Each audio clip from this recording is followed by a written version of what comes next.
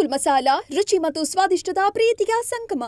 ಬಂಗಾಳ ಕೊಲ್ಲಿಯಲ್ಲಿ ವಾಯುಭಾರ ಕುಸಿತ ಉಂಟಾಗಿರುವುದರ ಪರಿಣಾಮದಿಂದ ಸದ್ಯ ನಿನ್ನೆಯಿಂದ ರಾಜಧಾನಿ ಬೆಂಗಳೂರು ಸೇರಿದಂತೆ ರಾಜ್ಯದ ವಿವಿಧೆಡೆ ಮಳೆ ಶುರುವಾಗಿರುವಂಥದ್ದು. ನಾನೀಗ ಬೆಂಗಳೂರಿನ KR ಸರ್ಕಲ್ನಲ್ಲಿದ್ದೀನಿ. ಇಲ್ಲಿ ಗಮನಿಸ್ತಾ ಇದ್ದೀರಾ, ಈಗಾಗಲೇ ಬೆಳಿಗ್ಗೆಯಿಂದ ತುಂತುರು ಮಳೆ ಆಗ್ತಾ ಇರುವಂಥದ್ದು, ಜೊತೆಗೆ ಮೋಡ ಕವಿದ ವಾತಾವರಣ ಕೂಡ ಇದೆ.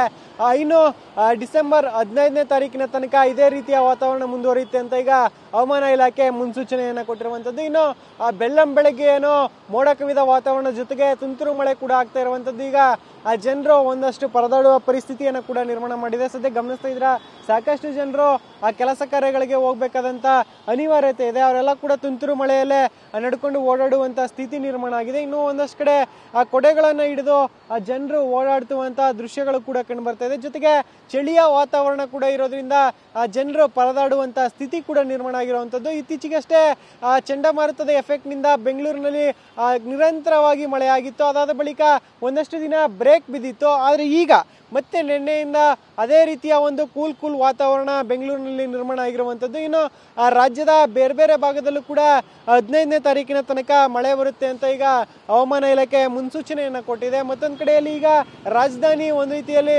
ಮಲೆನಾಡಿನ ರೀತಿಯಾಗಿರುವಂಥದ್ದು. ಅಂದ್ರೆ ಒಂದ್ ಕಡೆ ಮಂಜು ಆವರಿಸಿದ್ರೆ ಮತ್ತೊಂದು ಕಡೆಯಲ್ಲಿ ತುಂತುರು ಮಳೆ ಇದೆ, ಜೊತೆಗೆ ಮೋಡ ಕವಿದ ವಾತಾವರಣ ಕೂಡ ಇರುವಂಥದ್ದು. ಈಗ ಇಡೀ ವಾತಾವರಣವನ್ನೇ ಕಂಪ್ಲೀಟ್ ಆಗಿ ಬದಲಾಯಿಸಿ ಬಿಟ್ಟಿರುವಂಥದ್ದು. ಸದ್ಯ ಈಗ ಬೆಳಗಿನ ಜಾವ ಆಗಿರೋದ್ರಿಂದ, ಅಂದ್ರೆ ಬೆಳಗ್ಗೆ ಆಗಿರೋದ್ರಿಂದ ಸಾಕಷ್ಟು ಜನರು ಕೆಲಸ ಕಾರ್ಯಗಳಿಗೆ ತೆರಳುತ್ತಾ ಇರ್ತಾರೆ. ವಿದ್ಯಾರ್ಥಿಗಳು ಕೂಡ ಶಾಲಾ ಕಾಲೇಜುಗಳಿಗೆ ತೆರಳುತ್ತಾ ಇರ್ತಾರೆ. ಅವರೆಲ್ಲರಿಗೂ ಕೂಡ ಈಗ ತುಂತುರು ಮಳೆಯ ಒಂದು ಎಫೆಕ್ಟ್ ತರ್ತಾ ಇದೆ. ಸದ್ಯ ಮಳೆಯಲ್ಲೇ ನಡೆದುಕೊಂಡು ಓಡಾಡುವಂತ ದೃಶ್ಯಗಳು ಒಂದ್ ಕಡೆ ಕಂಡು ಬರ್ತಾ ಇದ್ರೆ, ಇನ್ನೊಂದ್ ಕಡೆ ಕೂಲ್ ವೆದರ್ ಇರೋದ್ರಿಂದ ಸಾಕಷ್ಟು ಜನರು ಒಂದಷ್ಟು ಆರೋಗ್ಯ ಸಮಸ್ಯೆಗಳನ್ನ ಕೂಡ ಎದುರಿಸುವಂತ ಸಾಧ್ಯತೆಗಳು ಕೂಡ ಕಂಡು ಬರ್ತಾ ಇದೆ. ಇನ್ನು ಇವತ್ತು ಏನು ಸಂಜೆಯ ಒಳಗಾಗಿ ಸಾಕಷ್ಟು ಭಾಗಗಳಲ್ಲಿ ಅಂದ್ರೆ ಬೆಂಗಳೂರಿನ ಬೇರೆ ಬೇರೆ ಏರಿಯಾಗಳಲ್ಲಿ ಮಳೆ ಬರುವ ಸಾಧ್ಯತೆ ಕೂಡ ಇರುವಂತದ್ದು. ಈಗ ಬೆಳಗಿನ ಒಂದು ಸಮಯದಲ್ಲೂ ಕೂಡ ಮೋಡ ಕವಿದ ವಾತಾವರಣದ ಜೊತೆ ತುಂತುರು ಮಳೆ ಆಗ್ತಾ ಇರುವಂತದ್ದು. ಇನ್ನು 3 ದಿನಗಳ ಕಾಲ ಯಾವ ರೀತಿಯ ಎಫೆಕ್ಟ್ ಇರುತ್ತೆ, ಜೊತೆಗೆ ಬೆಂಗಳೂರಿನ ಜನರಿಗೆ ಯಾವ ರೀತಿಯ ಒಂದು ಮಳೆಯ ಎಫೆಕ್ಟ್ ತಟ್ಟುತ್ತೆ ಅನ್ನೋದನ್ನ